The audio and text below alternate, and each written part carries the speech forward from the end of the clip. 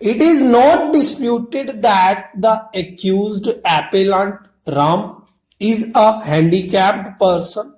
who has filed his disability certificate issued by Medical Board of Chief Medical Officer certifying 60% disability in his right leg, and it has been admitted by PW2 and PW3 that accused appellant is a handicapped person disabled with one leg and cannot walk properly because of problem with one leg stop. It is not the case of the prosecution that the accused appellant was having love affair with the victim, the minor girl, and enticed her away on account of the love affair stop. It is also pertinent to mention that since the accused appellant is a handicapped person until and otherwise proved, no girl is supposed to fall in love with such a disabled person, and so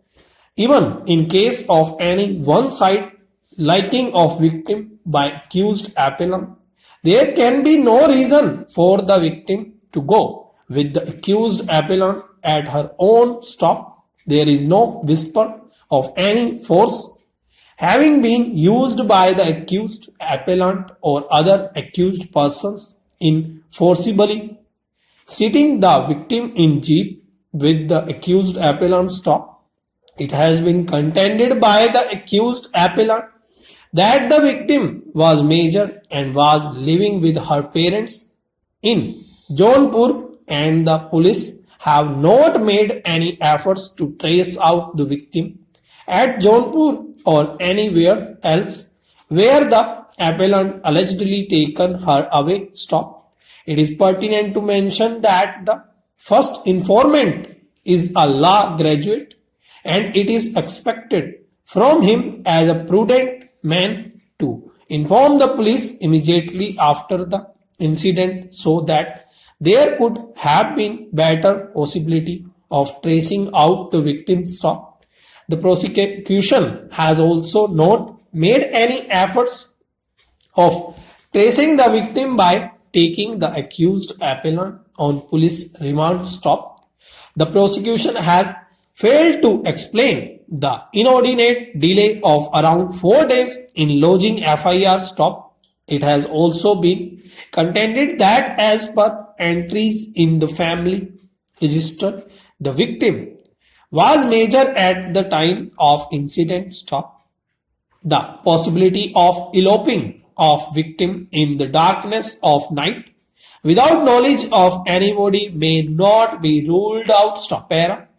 Admittedly, the first informant PW3 is highly educated person and postgraduate, as has been admitted by him in his cross-examination at page 8 of his cross-examination that he is MA LLB stop. He has stated that he lives at home and does agricultural work, and since the matter was related to his prestige, he was very much nervous, and so instead of writing the written report himself, got it written by Harish Yadav on his dictation, and in dictating there was no problem stop. It is pertinent to mention that the father of the victim had come the very next day, but no reason has been assigned as to why the FIR was not lodged by the father himself stop. PW1 and PW2 are only chance witnesses and have also stated to have inquired into with co-accused as to where the victim and accused appellant have gone, but even when no reply was given by them, they did not inform the first informant or father of the victim stop para. Similarly, on alleged asking by PW1 and PW2 from Ram Manohar and others, not giving any threat by them is quite unnatural, while on mere inquiry by the first informant They allegedly threatened him stop. The first informant has not assigned any reason when neither he was eyewitness of the occurrence nor got any information from alleged eyewitnesses. They why and on what ground he approached the family members of accused oblique appellant, that is co-accused persons, for inquiring about the victim's stop. It is settled principle of law that the evidence of interested or related witnesses should be considered with caution, and until or interested